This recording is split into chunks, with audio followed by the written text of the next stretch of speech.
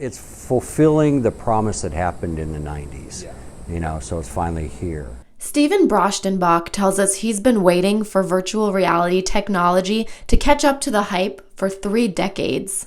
We've, read science fiction and saw the shows and the movies and went through Lawnmower Man, and so we went through the promise that never materialized. He tells us back then, VR was only available for consumers to use in malls, and nothing like what exists today. Pterodactyl Nightmares was the one everybody knows and remembers.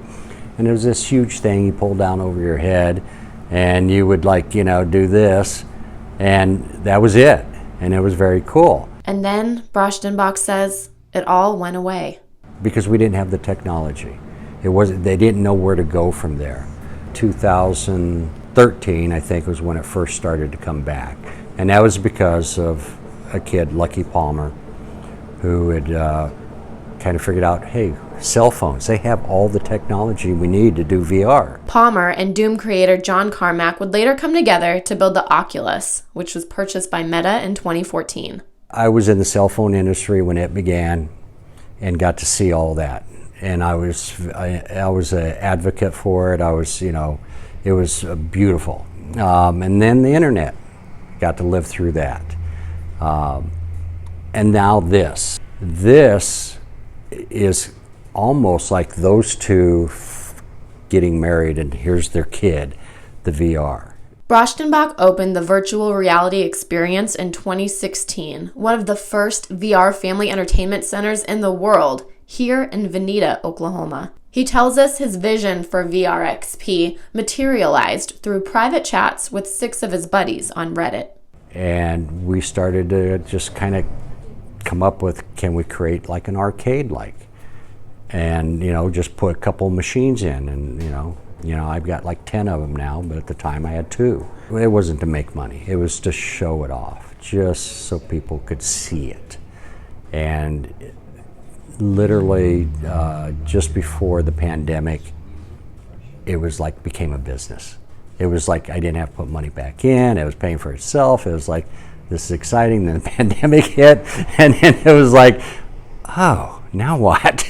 Out of the 6 of them who opened up shop for others, Brachtenbach tells us he's the only one still in business, and the business is steadily coming back. The dream come true is a big pull for 40% of his clientele, 40 years old and up. The exercise component is another, one Brachtenbach predicts will be a game changer for physical fitness. Defending towns and castles against orcs and dragons with bow and arrows. And you're all there together and yelling at each other and, and pulling back and sweating and, kids hate it because it's a lot of physical work. Adults love it because it's a lot of physical work. Work that burns 6 to 8 calories a minute. And they have a blast doing it. VR is the future, Brachtenbach says. How and when people adapt will be a personal choice. All technology change affects us all differently. Regardless, whether you think it's good or bad or that it's just a fad, it moves on. And that's what happened with cell phones, what happened with the internet, what happened with the home PC. Meanwhile, he'll be here in Veneta helping people all over the central United States ease into the metaverse, adapting to that ever-advancing technology. And I did get to try a headset last month that was shocking. That was like, oh, we haven't even tried VR yet.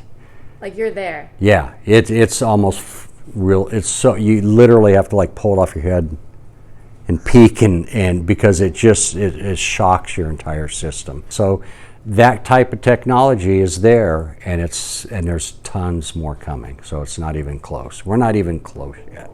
For VNN, I'm Brittany Harlow.